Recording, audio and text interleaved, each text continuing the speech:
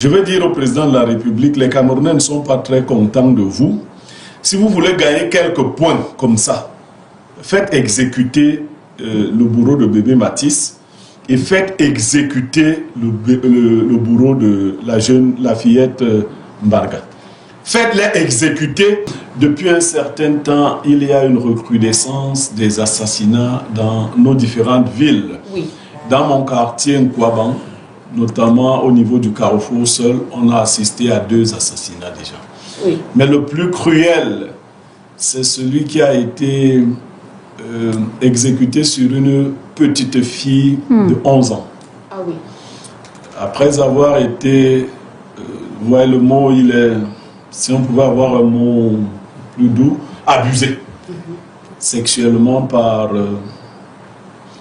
des voisins. On lui a tordu le cou par la suite et elle est morte. C'est une situation, je dis qu'il y en a plusieurs dans mon quartier, seul en moins d'un mois, oui. C'est 2. À Douala, vous avez suivi l'assassinat de ce monsieur qui aidait une famille et qui finalement a été assassiné par des membres de la famille qu'il aidait, après lui avoir volé son véhicule. Oui. Quand c'est déjà produit, on entend dire, parce qu'on est dépassé par les événements, vous auriez pu prendre la voiture et ne pas le tuer, n'est-ce pas? Mais on a même entendu dire, parce qu'on est vraiment dépassé alors, oui. Vous auriez pu la violer et ne pas la tuer. Vous voyez à quel point, c'est-à-dire le mal est tellement violent qu'on tolère une partie de ce mal. Oui. Parce qu'on se dit, bon, elle aurait continué de vivre. Et je ne veux pas vous rappeler ici les cris que les voisins disent avoir entendus parce qu'ils ont été arrêtés. La fille disait, la fillette disait, laisse-moi, ça fait mal. Oh. Et après cela, son bourreau lui a tordu le cou et l'a tué.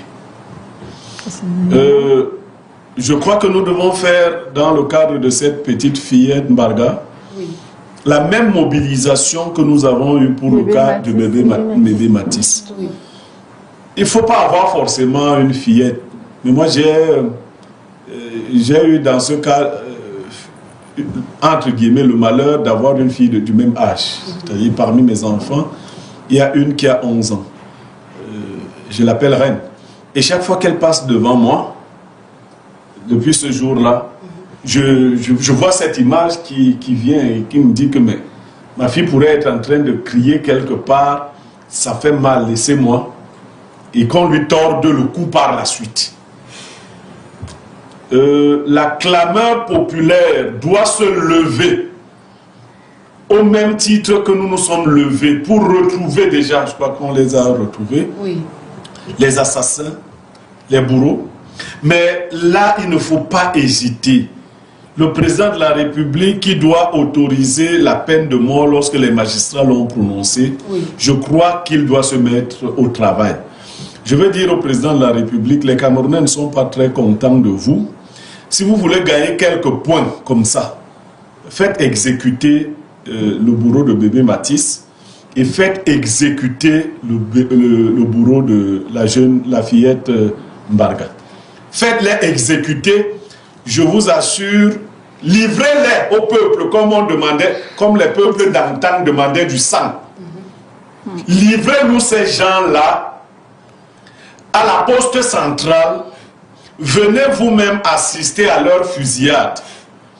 Je vous assure, ça va vous redonner au-delà des 53% comme ça va vous redonner même 7%.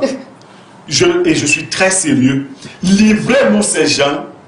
Commençons par le Blake qui a assassiné bébé Matisse.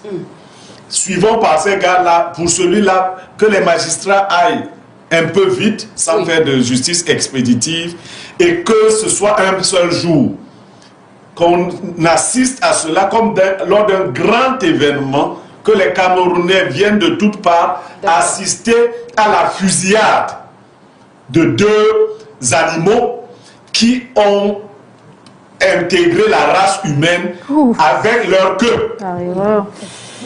D'accord, on sent beaucoup d'émotions dans cette dénonciation du jour.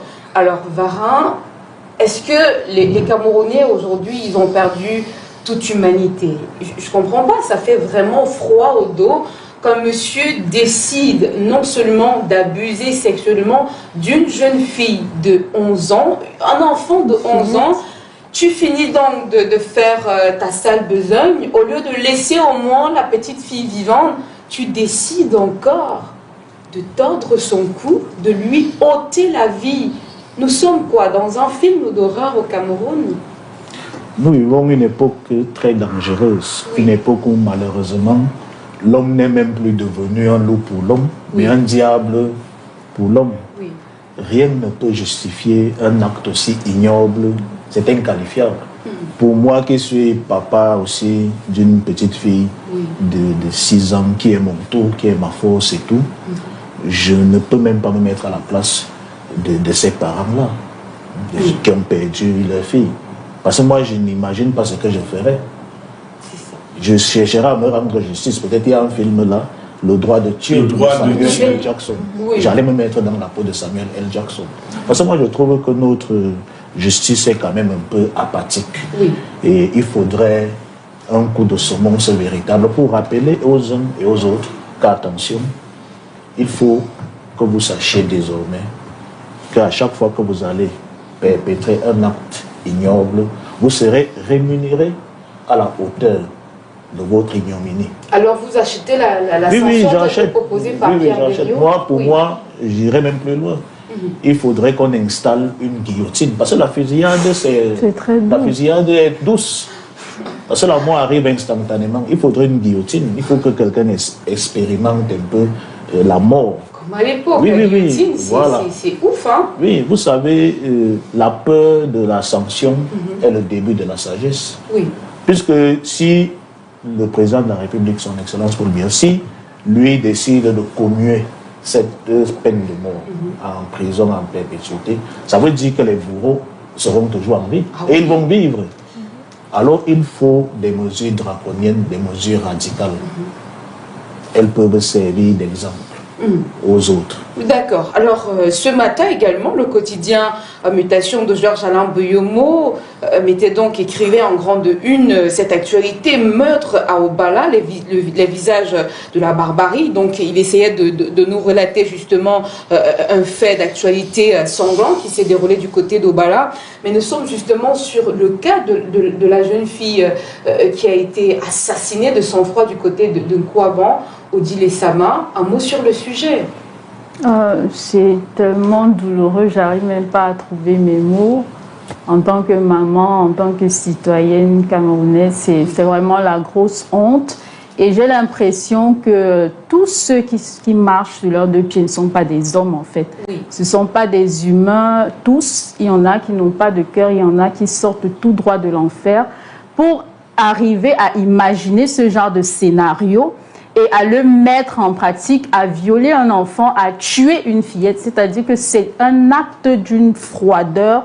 Donc, ce n'est pas un humain, en fait. Et ce genre de personnage, il faut vraiment s'en débarrasser. Je pense que la société camerounaise n'en a pas besoin. On a trop de problèmes pour encore gérer, pour encore craindre pour la vie de nos enfants à chaque détour. Et donc, je crois vraiment qu'il faudrait que les autorités prennent les mesures pour que les gens sachent que non, il y a de la limite, il y a ta liberté s'arrête où celle de l'autre commence et vraiment, nous n'avons pas besoin de tels personnages dans la société. D'accord. Alors, à Chantilly, est-ce qu'on peut parler justement de méchanceté, de sorcellerie, d'un appétit sexuel, je veux dire, exagéré pour les hommes qui n'arrivent plus du tout à se contrôler? Parce que non, je ne comprends pas. Les hommes, en fait, je ne comprends pas parce que qu'est-ce qui peut pousser un homme qui, par exemple, parce que j'imagine quand les enquêteurs vont nous sortir les résultats, on va bien sûr comprendre que ce monsieur, peut-être une femme à la maison, qu'est-ce qui le pousse donc à aller abuser une petite fille, un enfant, une fillette de 11 ans? Qu'est-ce qui le pousse? C'est d'abord un acte de barbarie. Oui. En tant que mère, on vit dans la peur. moi en tant que mère, depuis cette histoire de viol, et ce n'est pas seulement sur une jeune fille de 11 ans, même il y a certaines femmes qui évoquent même parfois le sujet où les hommes violent même les bébés. Oui. J'en ai vu des témoignages dans certains groupes où des femmes, elles laissent leurs enfants à la maison et après peut-être le cousin, le frère vient, il viole un bébé. Donc aujourd'hui, je ne sais pas comment l'expliquer, mais nous vivons vraiment dans la peur, dans la crainte, parce que moi, je ne peux plus laisser ma fille avec n'importe qui, même en famille, en fait. Oui. Parce qu'il y a des... Il y a toujours ces choses-là qui arrivent même aussi entre nous, de psychopathes justement. Oui. Donc, pour moi, on doit vraiment... les autorités compétitives doivent vraiment trouver une solution à ce problème. Oui. Parce que j'ai vu aux États-Unis, oui, dans un État, ils ont voté une loi pour oui, les violeurs d'enfants. Oui. La loi est portée sur... Donc on les juge en fait en castrant les hommes en fait. Oui. Ceux qui abusent des enfants, dont on les castre en fait. Je crois que justement, c'est parce que je n'ai pas... C'est l'une des solutions. Oui, c'est l'une des solutions. Et je vois aussi en Chine, ils ont aussi voté une loi pour apporter la peine de mort aux violeurs d'enfants, en fait. Donc aujourd'hui, nous vivons dans la peur. Surtout moi, en tant que mère, comme je vous dis depuis, je ne peux plus laisser mon enfant n'importe où, avec n'importe qui, parce qu'on ne sait pas qui est qui. On ne sait pas, en fait. Et que dire du voisinage qui a quand même entendu les cris, mais personne n'a quand même réussi à apporter de l'aide, à secourir la petite fille. On se demande, mais à quoi sert donc le voisinage? Est-ce que la mère de la jeune fille n'avait pas de bonnes relations avec les voisins pour qu'un enfant qui crie au secours, personne ne lui vienne en aide? Non, Claudia, c'est pas une affaire de ce voisinage-là. Oui. Hier encore, quand je rentrais dans la nuit, le trou dont nous avons parlé au niveau du carrefour du lycée bilingue, oui, j'ai trouvé une dame qui était tombée dans ce trou. Oui, avec son véhicule, quoi. Oui. Et personne n'avait en idée de s'arrêter pour l'aider. Les humains que nous sommes, parce que nous sommes en souffrance, nous tuons en même temps notre humanité ou notre humanisme. Oui. C'est-à-dire que les gens n'ont plus d'empathie pour ce qui se passe à côté. Vous criez, les bandits sont chez vous, vous criez. Un comédien a d'ailleurs dit que si vous êtes attaqué dans la nuit, ne dites pas aux voleurs, personne ne sortira. Vous savez ce qu'il faut dire? Non. Le feu, le feu. Et vous savez pourquoi les gens vont sortir? Non. Parce qu'ils auront peur que le feu attaque leur domicile. Ils vont donc sortir pour voir à quel niveau se trouve le feu. Et voir l'intensité même. Voilà. Oui. Donc si vous dites le feu, les gens vont sortir.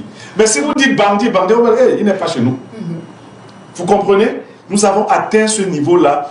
Nous tolérons, je l'ai dit dans une sagesse ici, l'injustice. Nous tolérons le mal le plus ignoble tant qu'il ne nous touche pas directement. Je peux même vous dire que ça peut même être aussi que ces mêmes parents suivaient ces bruits, mais ne savaient pas qu'il s'agissait de leur enfant. Vous comprenez? Oui. C'est quand le matin vous vous rendez compte que c'est votre part. On dit que le fou fait rire dehors quand c'est le fou de la famille d'autrui. Quand c'est ton frère qui se déshabille, ça ne t'amuse plus. Ah oui. Ah oui, là, ça ne t'amuse plus. Quand tu rencontres le fou de la famille d'autrui, ça t'amuse. Quand c'est ton grand frère, ton petit frère que tu rencontres, ça ne t'amuse plus. Ça devient autre chose. Voilà. Parlant justement